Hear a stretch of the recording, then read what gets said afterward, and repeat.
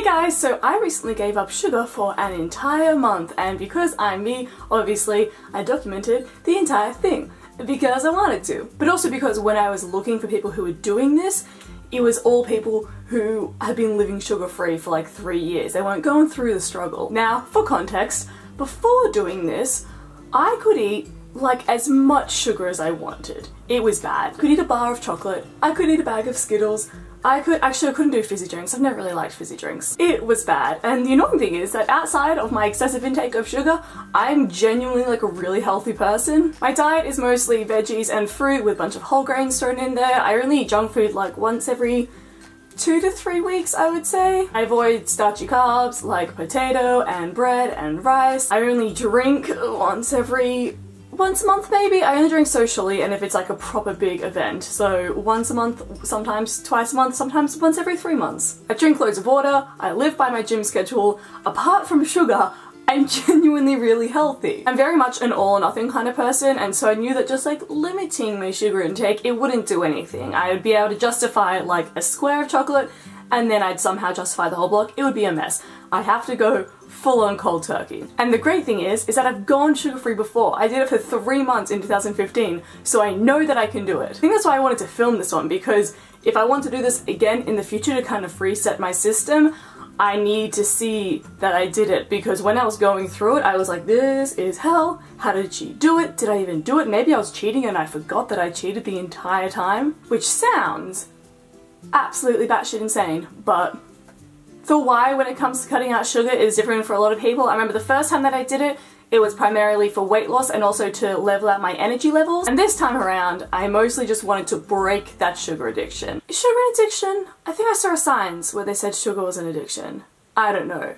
Is mental addiction a thing? I'm not sure. It's an addiction for me. It's bad. I just need to get my body back to a level where eating an entire bag of Skittles doesn't put me into a coma, because it's surely eating a bag of Skittles should put you into a coma. That's not good for you. And I noticed this when I started actively changing my eating habits to be a lot healthier, is that you genuinely don't crave fast food. I don't think about fast food, I don't think about pizza, I don't eat meat or dairy, so I don't think about cheese, I don't think about meat, I'm actually fine. It's just that first bit, which sucks. I decided to ease myself into it because truthfully, I'm just too poor to change my entire lifestyle and my entire cupboard just for one experiment. Week 1 was cutting out all sugary treats. Anything that is objectively sugar. I know that while if science is saying sugar's addiction, it would be all sugar, but for me, I just really want to break the mental spell, so no sugary treats. No chocolate, no cake, no biscuits, no sugar, just no sugar. And let's be honest, I hated it from day one. It is literally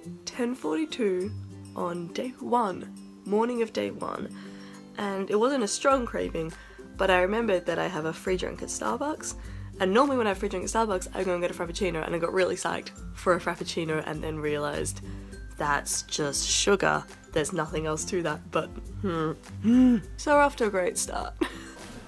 Charlie bought chocolate because she hates me and she's victimizing me. Are you happy? Why? I'm so zoomed in as well. I just want to let you all know that I'm in Starbucks and I really wanted this fancy like toffee nut burnt caramel macadamia latte situation, and I didn't, and I got sugar-free vanilla, and I hate everything. I actually want to eat like 10 cookies. I want to quit my job.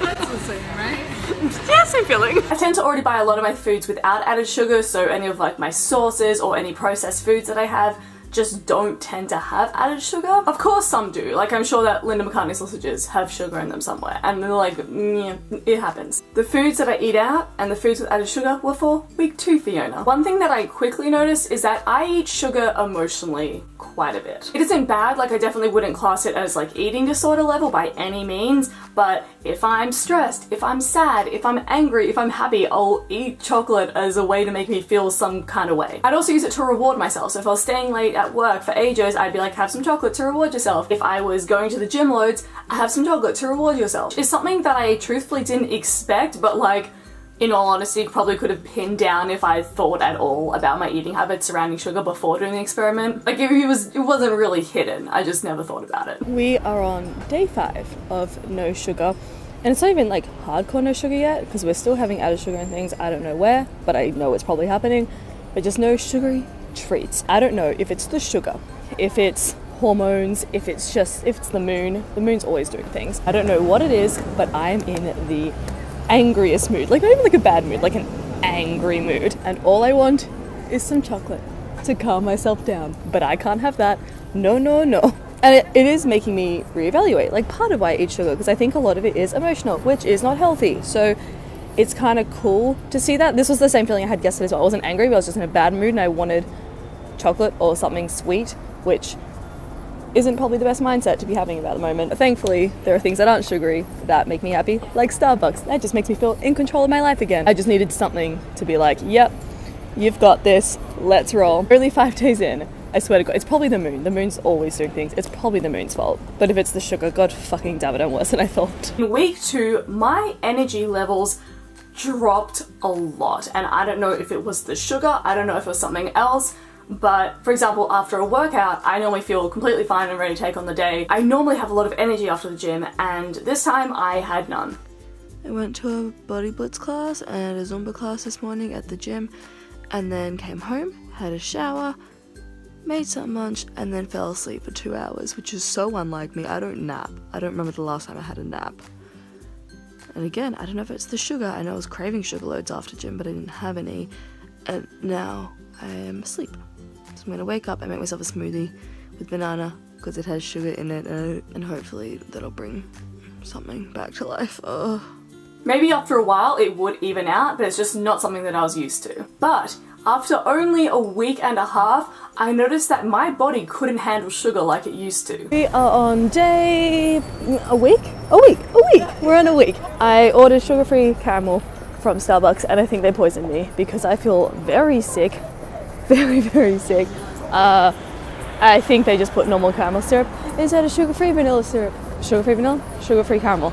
And I didn't want to make a big deal because I hate being that person, but I almost wanted to go up and ask and be like, I'm not mad, it's fine. Is there any chance it's wrong? Just so I know, because it tastes the same as caramel, which is what I normally get. And also I feel sick, which, like, props to my body for doing that so quickly, but it's not a good feeling.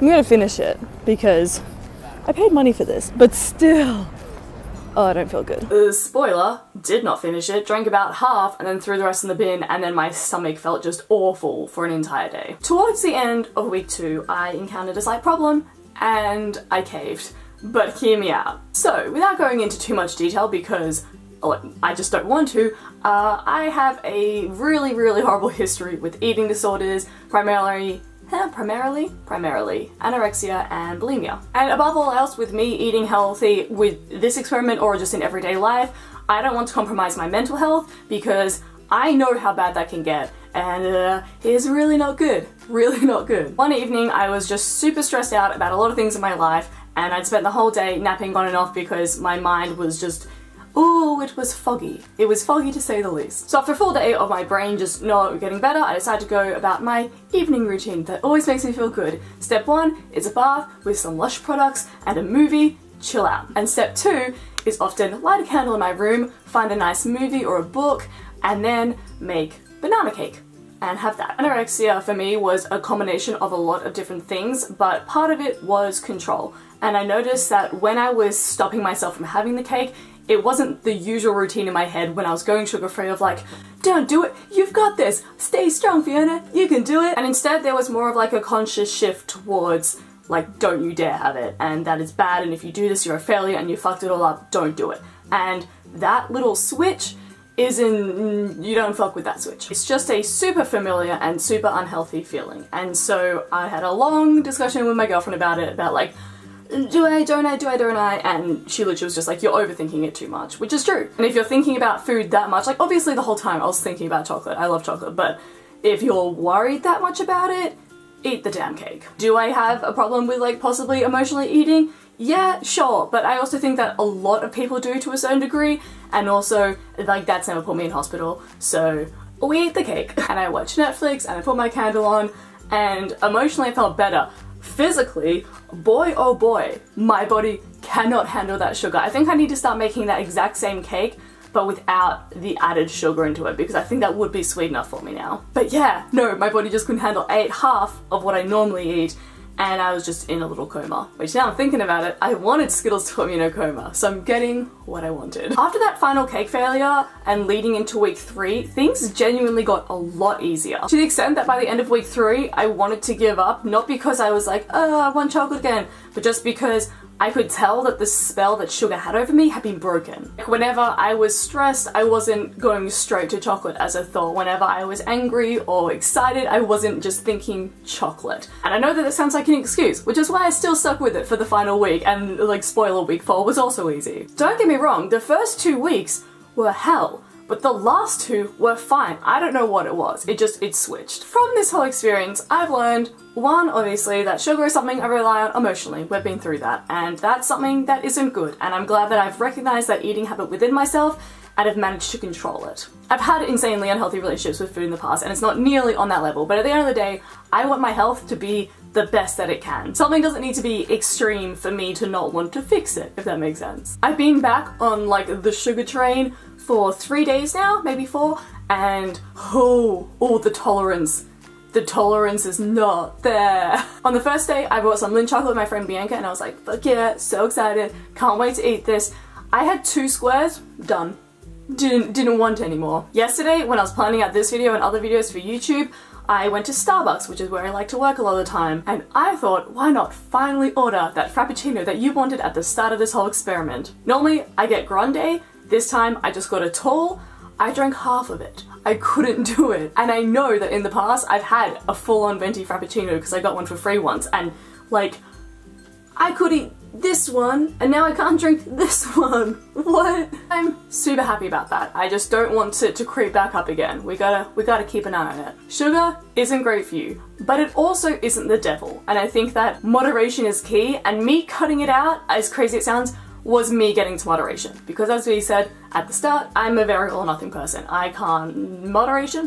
Who is she? Who is she? I'm not planning on eating nearly as much sugar as I did before because now I don't think that it's needed to complete a meal or to complete an emotion, but I'm happy to introduce it in much smaller amounts, which is what I wanted all along. So, well done me. Thank you guys so much for watching. I know this video was a little bit different, but I like doing things a little bit different every now and then. Subscribe if you haven't already, give this video a like because I need your validation, and I'll see you soon. Bye!